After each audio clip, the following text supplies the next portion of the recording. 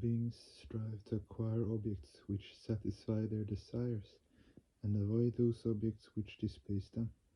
They only pursue those things which give them pleasure. Because of this psychology, human beings do not want to listen to bad news, see horrifying images. When they cannot avoid a painful situation, they immediately close their eyes. This behavior is a good example of how action depends on desire. So separate action from desire is impossible. If desire is compared to an earthen pot, then the water inside the pot is comparable to pratyaya mulakya karma. The water inside the pot assimilates the form of the pot. That is, the action representing the water takes the same form as the desire representing the pot. The process of withdrawing the water-like karma from the pot-like desire is termed sadhana, the process of attaining liberation. The action which assumes the shape of the pot-like desires is called karmashaya, bundle of samskaras. The course of human life is determined by the nature of one's bundle of samskaras. The bundle of samskaras get lighter due to non-original actions.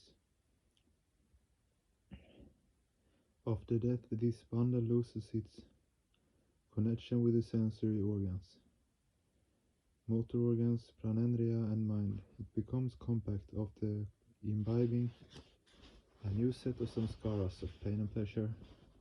During a prolonged period of unconsciousness or at the time of death, the bundle of samskaras becomes even more compact. It can be created in one life or in many lives.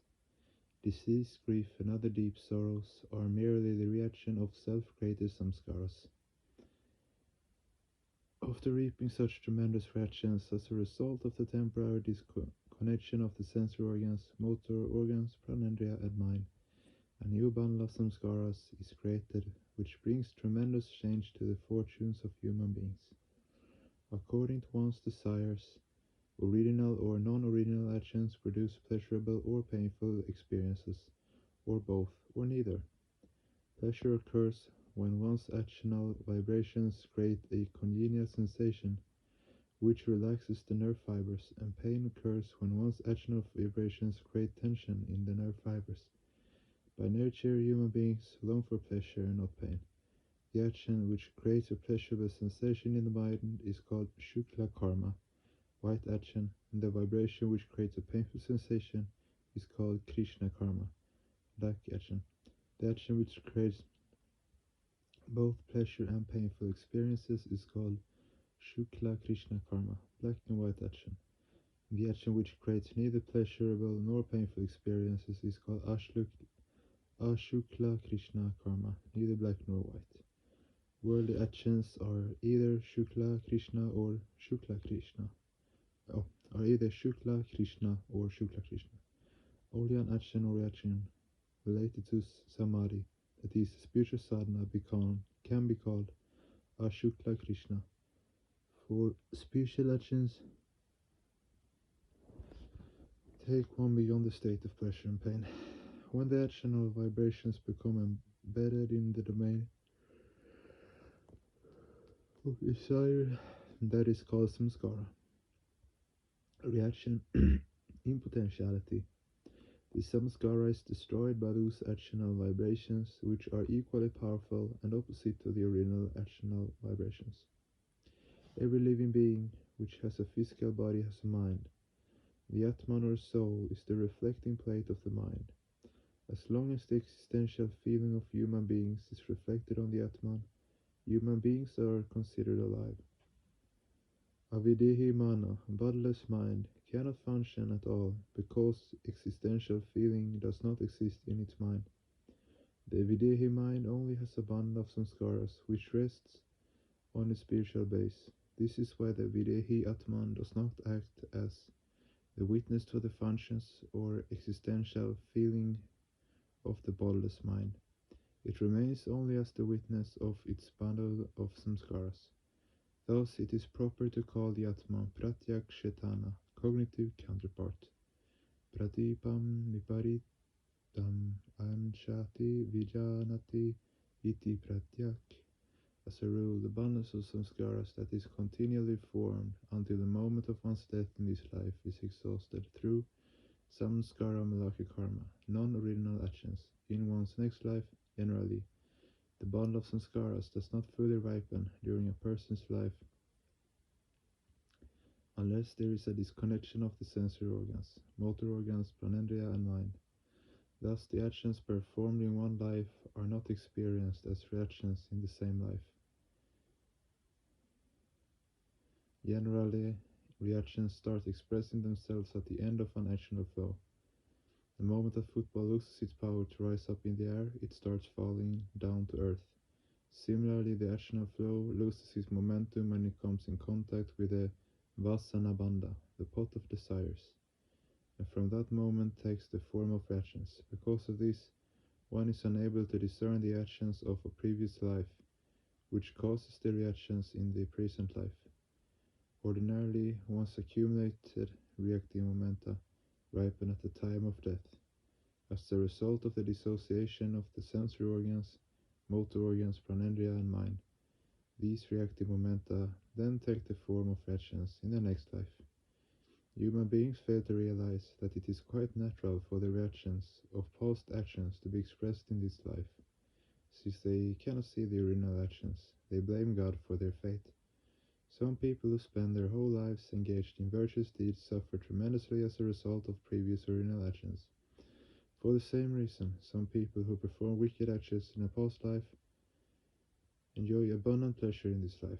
When people experience reactions without understanding the nature of their original actions in previous lives, it is called adrasta vedaniya karma, or in short, adrishta, fate. The mind may become temporarily detached from the sensory organs, motor organs, and pranendriya when one suffers from a serious disease, a bereavement, or a fainting fit, etc., or when one's Kula Kundalini is awakened due to one's association with a great person. When this detachment occurs, the bundle of samskaras ripens, and the reactions of one's present life start to express themselves. This kind of karma is known as drishta vedaniya karma. Good or bad, reactions are experienced in the same life as the original actions were performed. If a liar, a fraud, a bribe taker, or a corrupt politician happen to reap the consequences of their bad actions in this life, whether they admit it or not, they will realize in their minds that they are being punished for their falsehood, fraudulence, and political hypocrisy. These reactions are drishta vedaniya karma. Likewise, people can also enjoy the fruits of their actions in this life. Generally, we reap the fruits of actions we performed in the past life. To reap the consequences of actions of the present life is not quite natural, though it is also not unnatural. Generally, one does not reap the consequences of the actions performed in this life itself. If the accumulated samskaras of this life are almost similar to the bundle of samskaras of past life, that is, if the actual vibrations of both lives are the same, then the reactions of both lives occur concurrently. But if the vibrations of the accumulated samskaras of this life are totally different from those of the past life, the two lives' reactions will not occur concurrently. In the latter case, one will reap the consequences of the actions of the previous life. The actions performed in this life will form a new bundle of samskaras. When this bundle is mixed with the bundle created in the previous life, an altogether new bundle of samskaras is formed. Hence the bundle of samskaras varies from person to person. The bundle of samskaras of a saint is not the same as the bundle of samskaras of a sinner. If a saintly person does something bad, there will be a clash between the vibration created by the evil deed and the vibration of the original bundle of samskaras. This will cause a severe disturbance in the nerve fibers. The hand of a person accepting a bribe for the first time trembles. A man who commits armed robbery for his first time becomes so mentally agitated that he cannot resist returning to the scene of the crime, and is thus caught by the police. However, when a confirmed criminal commits such an offense, the vibration of the evil deed is in perfect harmony with the vibration of the bundle of samskaras, causing no disturbance at all in his mind or body. For this reason, wicked people continue committing crimes without being caught by the police. If a good person persists in following a bad path, in that case, in the absence of internal conflict, the possibility of a violent tension in his or her nerves gradually decreases. There is yet another circumstance in which people may reap the consequences of their actions in the same life. If people continue to perform actions without interruption, their karma becomes drishta vedanya. With the help of vidya, a link is formed between the self and the mind. When the mind is influenced by the sentient principle, the self, soul, or atma reflects on the mind. When the mind is influenced by the stati principle, it gets embroiled in the mundane world. And when it is influenced by the meditative principle, it reaps the consequences of its actions. When people are goaded by the propensity of mundane enjoyment, they become desperate for uninterrupted pleasure and end up drifting in the flow of the static force. As this unrestrained flow is not resisted by any opposing force, it directly hits the vasana bandha, pots of desires, causing a mutative reaction. Human beings undergo reactions according to the nature of the original actions. If someone harms a sick person, a saint, a person who has taken shelter with someone, or a honest person, he or she will immediately undergo a reaction of the same intensity. This is because sick, infirm, and saintly people never obstruct the original actions of wrongdoers. Whatever the original actions of a person may be, good or bad, reactive momenta are bound to be created. Until all these potential reactions are expressed, liberation or salvation is impossible. Yavana kshiyata karma shubhansha shubhanshu bhameva cha tavana jayate mukshundram kalpa harsha tarapi yatta lauha maye pashaye pashe swarna maya rapi taha tata badu bhavajivu karma visha shubhaya shubhaya. Until all the reactions of actions, good or bad, are exhausted, a person cannot attain salvation in hundreds of lives. Just as people bound by golden or iron chains feel the pains of bondage, similarly people undergoing good or bad reactions will have to accept them. As long as one has a physical body, one cannot be free from actions. Thus, spiritual aspirants must be ever vigilant to ensure that new reactive momenta do not enter their vasana bandha. Through proper cosmic ideation, brahmacharya, sadhakas can keep their vasana bandha filled with the ideation of consciousness. They may have to undergo their past samskaras, but because they constantly ideate on the Supreme, no new bundle of samskaras will be created. Moreover, their old samskaras will be exhausted more quickly. We often notice that after initiation, a sincere sadhaka suddenly experiences tremendous pain or pleasure. The initial stage of a spiritual aspirant's life is quite troublesome. Those who suddenly feel tremendous happiness become so absorbed in this blissful state that they completely forget their ideology, and those who suffer immense torture sometimes leave the path of sadhaka due to their inability to face such difficulties. A true sadhaka must remain unaffected by both pain and pleasure. It should be understood that only through pain and pleasure can one's samskaras be destroyed, and a new karma shaya dominated by consciousness be created. The way to fill the vasana bandha with consciousness is to practice Ashtanga yoga, the eight-limbed yoga. This has been divided into 3 stages. First, one should free one's mind from the influence of the pranendriya and motor organs and lead it toward consciousness. As a result of this, the karmashaya becomes flooded with more and more consciousness, and through the practice of asanas and pranayama, one should increase the degree of control of the mind over prana. During the first stage of sadhana, the human mind and the body becomes increasingly pure. This is known as anubhava. After becoming pure in mind and less conscious of the body, an awareness dawns in the mind that I am not this body. This awareness is called pragya. Sentient pragya is known as prasamkhyana.